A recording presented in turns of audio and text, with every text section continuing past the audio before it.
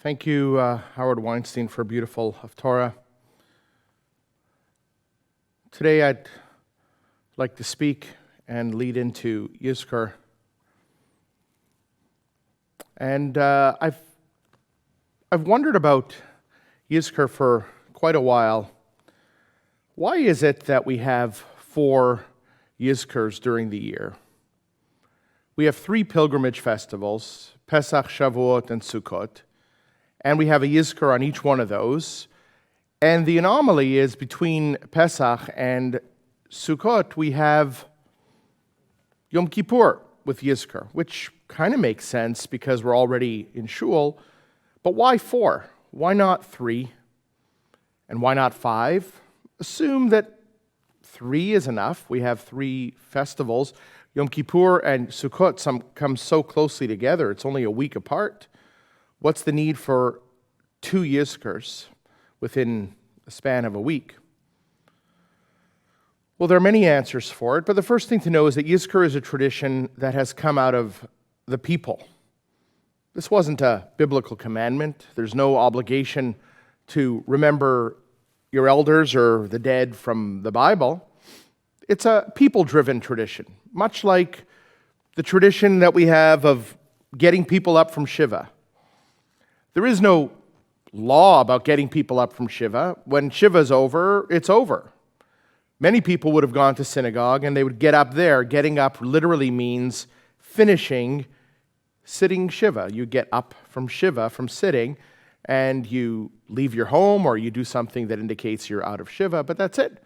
So where did the tradition, and it's not a tradition that is in every Jewish community. In Toronto, it's most prevalent, in which people have the rabbi or clergy come to the home and do a formal exit of Shiva, because people wanted that. It became important. It wasn't the kind of thing where, oh, it's over. How do I know it's over? It doesn't feel over. Let's do something to make it over. Let's have a closing. And you find this also with unveilings. An unveiling is a tradition that was driven by people. You don't have to have an unveiling of a stone.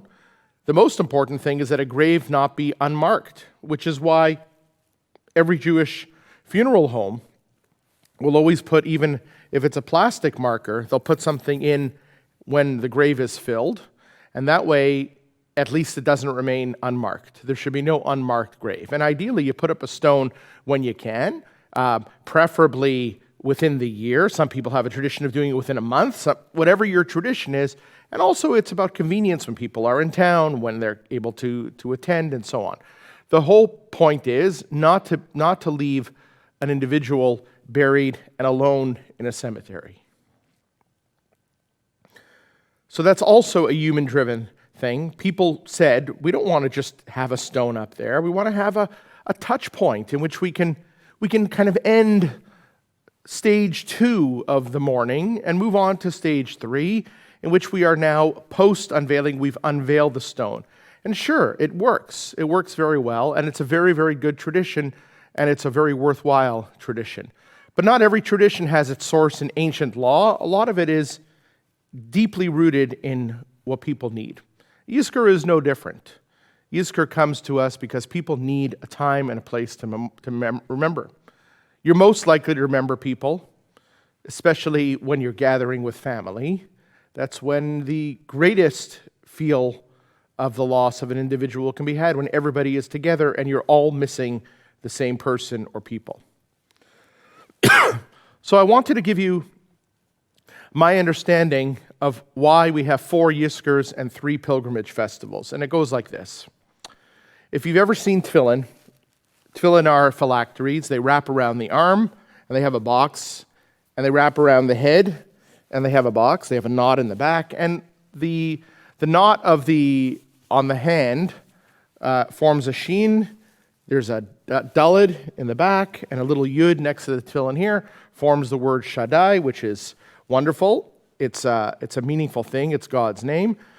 Most importantly, what's inside the box, however, what's inside the boxes are the passages which command you to wear tefillin and remember. They are bound as a sign upon your arms and upon your heads.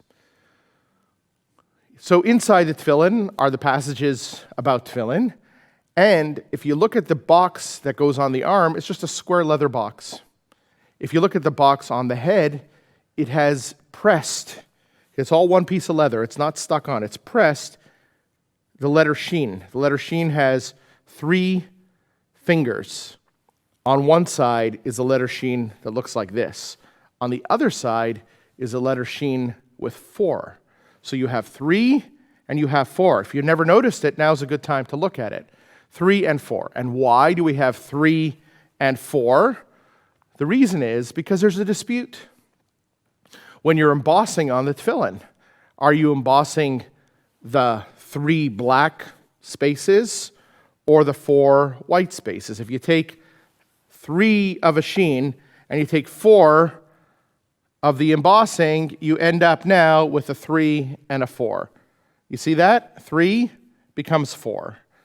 That's how they resolve the dispute. They put a 3 and a 4. Together, they basically form the full space of sheen, 3 and 4. And that is how I understand the Yizkor of Shalosh Regalim. The 3 festivals have Yizkor surrounding them, because there is never any moment in our lives which is entirely joyous. Everything has a bit of a bittersweet coating or an edge. Everything. There's always somebody or something missing. It is never possible to have unbridled and unfettered joy. And we make this statement in the boldest way. At a wedding, what is considered the most joyous day of a bride and groom's life and their family, what do we do under the chuppah? Everything is going so smoothly, we break a glass. Why?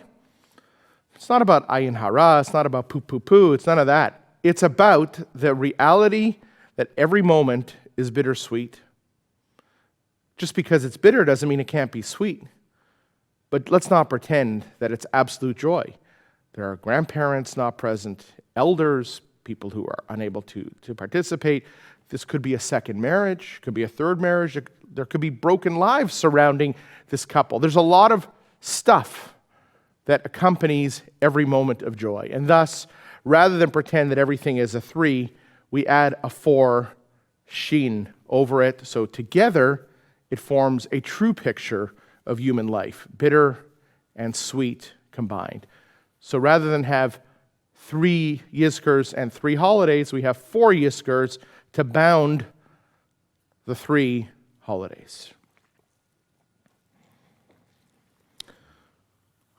Now, Yizkor is human-made, as I suggested, and traditionally, it grew from individuals memorializing individuals to memorializing in historical times victims of the pogroms in Europe or massacres, to memorializing the Jewish communities around the world who were in distress or had been murdered. And then it went on to communities and individuals, and then the Holocaust, and then the soldiers of Israel. And in our time, it's been applied to so many different things, Yizkor for pandemic, and so on. And it's appropriate to do it within reason. To appropriate Yizkor is okay so long as the fundamental purpose of it remains about loved ones and family we've lived and loved. But it is also okay to add in the martyrs of Israel, the soldiers of Israel, the members of our congregation. Those are okay. And when we talk about adding on to Yizkor, different years are different. There's nobody that didn't have in their hearts during 9/11 a Yizkor for all the victims of the World Trade Center. There's no question about that. There's no question of when there were wars in Israel, we added a special Yizkor in our heart and some in our mouths, special Yizkor for the captured soldiers. There's all kinds of things we add Yizkor for. And it's appropriate, as I said. There's bittersweetness everywhere, and it's okay to mention the bitter. And this year, being in pandemic is no different. As we know, some of us have recently returned to a semi-lockdown state. It It's going the other way. It's not something we didn't expect. It's not something we didn't know might happen, but it's happening. And now more than ever, it's time to be alone again. It's time to stay home unless you have to be out. And sure, there are so many different opinions on everything. All I know is this: if you get sick, it doesn't matter what the opinions are. And if you go to an ICU and they don't have enough beds, it doesn't matter what the opinions are. And if you die from COVID, you don't really care at the end of the day who is right and who is wrong. So whatever you need to do, especially if you're not sure what to do, be cautious. Be cautious. Yeah, maybe it's overkill. Maybe it's not. I'm generally in favor of following science. It's hard to know what science is these days. But I think that you should follow the guidelines. Maybe it's wrong ultimately. But why would we be the first to figure it out? Be cautious. And so, that's exactly what I'm talking about. The bittersweetness of being in shul, celebrating the end of high holidays in what, for the most part, was extraordinary high holidays, certainly unprecedented. Certainly never had a time in which we had pandemic, like in 1918 where they closed shuls. They didn't have video. They didn't have live streaming. We do. So this is unprecedented to be both closed and be able to be in the home with you, which in some ways makes it even worse. At least here it does. The emptiness and the loneliness grow exponentially as we push the dates of reopening further and further back.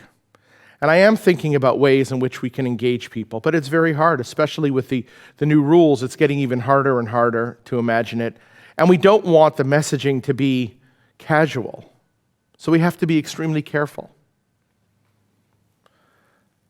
And so while we should be celebrating today the end of Chag, the end of a long season, the end of thousands and thousands of hours of work, the end of what has turned out to be a wonderful renewal for our congregation despite the distance, despite everything, it's more bitter than ever. Simchat Torah tonight, 6 p.m., I hope you join me, is alone. We'll do it together, but it's hard. There's no joy in Mudvilles, like they say.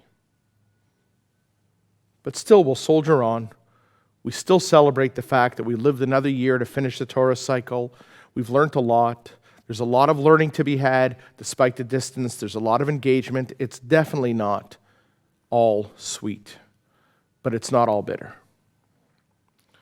And today I want to talk about a different kind of Yizkor, without ignoring the fact that there are people listening and participating now who have broken hearts, loss of loved ones, tragic moments, members who've passed away tragically and suddenly, people who have suffered terribly and then been lost, people who have memories that are unfulfilled, unrequited, unresolved. We know it's painful. It's terribly painful. And in the loneliness of pandemic, everything is magnified. But I also want to talk about Yizkor that is so bitter. A Yizkor that reminds me of things in my past. Probably not very many days go by where I don't think about growing up Orthodox, especially in light of the pandemic now, where the divide between Orthodoxy and non-Orthodox has become more and more ever stark. And I'm looking at the behavior of individuals in New York, communities in New York and New Jersey. And I'm looking at the behavior of individuals in Bnei Brak and Petah Tikva and Jerusalem and Tel Aviv and communities and their leaders. And I'm looking at these people and I'm wondering, did you ever regret leaving Orthodoxy? Did I ever? Not entirely, ever. I never regretted leaving entirely. There are moments when there are bits and pieces that I like, and I sort of wish I could have in my own life. I wish I could have a certain sense of meaningfulness and belonging and spirituality and joy. But do you think that over the last little while, even that's been torn away. Oh yeah. I'm saying Yizkor for memories that are false. Watching communities deteriorate under the weight of their self-imposed illusions, under the illusion that their rabbis were somehow close to God and knew the answers to everything, and that paying fealty to your rabbi is more important than paying fealty and loyalty to science, of manipulating the doctors in your community to say what the rabbi wants, of choosing which rabbi you would support, of beating up other Jews who have the nerve to try to fight to keep people safe and healthy, of all the horrible and terrible things that have come out of rabbis who have publicly discarded government rules and science, claiming so opportunistically that this was a moment in which clearly the government was creating Sha'at HaShmad, an attempted forced conversion away from their precious way of life into secularism. And when the government comes after you with secularism, you fight back with everything you have. So yeshivas would have to stay open. And all the learning would have to go on. And kids would have to go to school. And all the prayers would have to continue. And then, at some point, they backed off because it became clear that many of their own community, 27% of the communities in some areas are dying. They have COVID, 27% infection rate. So they backed down. Some of them hid. They went to secret minyan. They went to minyan where they paid loyalty to the government rules by having signs, but inside there were things going on. And there were many who fought. But there's been so many over the last little while who have publicly acted in ways that are guaranteed to create death and illness. And the rabbis were powerless, or used it as a moment to self-aggrandize. Maybe they too hoped that the virus would pass them by and they would look like heroes to their people. I spoke a few months ago about a rabbi who, upon the reopening of his yeshiva in Israel, when Israel came out of the first wave, crowed proudly, "The pandemic stopped the moment we opened our yeshiva," as opposed to saying, the yeshiva opened the moment the pandemic stopped. And what do you think happened to people like that? Well, Israel, is undergoing one of the worst second waves, particularly because they opened so quickly and with so little ability to control 40% of their population. So I'm saying Yizkor for any remnant of memories I had of the structure of community in which the rabbi was a benevolent leader and cared for their people. And I spoke a long time ago about beware of cruel leaders. And it's been an awful time for cruel leaders. I am saying Yizkor today for truth. I am saying Yizkor for the absolute inability we have anymore to discern what is true and what is not, even from government and even from science. It is almost impossible to know what is real and what is not. Saying Yizkor for honest leadership. I'm saying Yizkor for the hope that religion can make people better.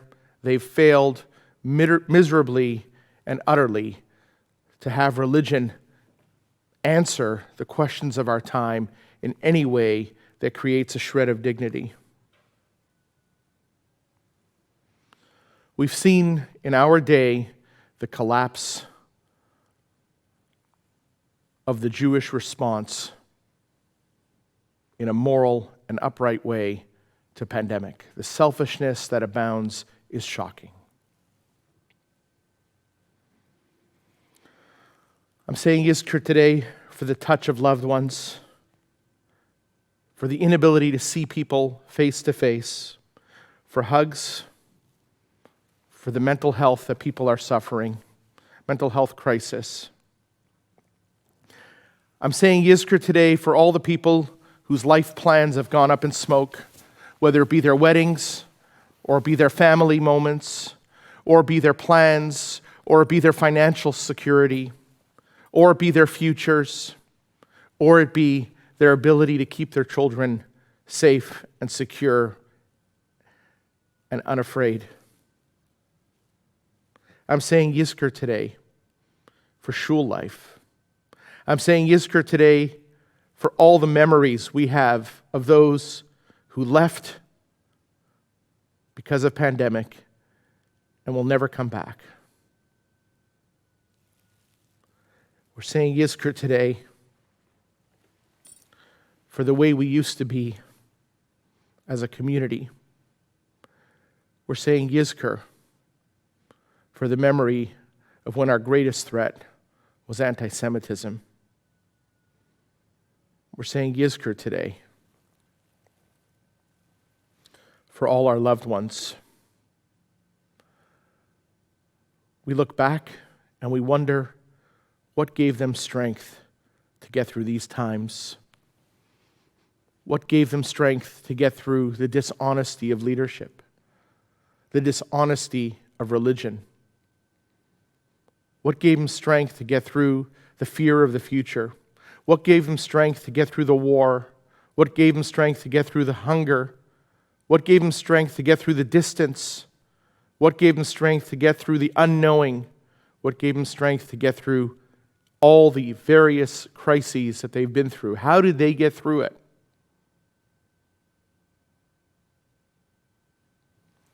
Yizkor today is for all of us and for all of them. If you're following along the memorial service, we'll start off with a short reading, and then we'll continue with We Remember Them. If you're following in your book, it's on page 533. Adonai ma'adam v'tede'eu, ben enosh v'tachsheveu, adam lahevel dama yamav kitzel over, limnos yomenu ken hoda v'navi levav chachma, podeh Adonai nefesh avada v'lo yeshmu kol achosim bo. Lord, what are we humans that you have regard for us, mere mortals that you take account of us? We are like a breath. Our days are like a fleeting shadow. Teach us to number our days that we may attain a heart of wisdom. The Lord redeems the lives of God's servants, and those who trust in God shall not feel forsaken. If you'd like to rise during the prayers of Yizkor, you're most welcome to. Of course, you may sit, whatever's most comfortable. Please read along with me on the screen. We remember them.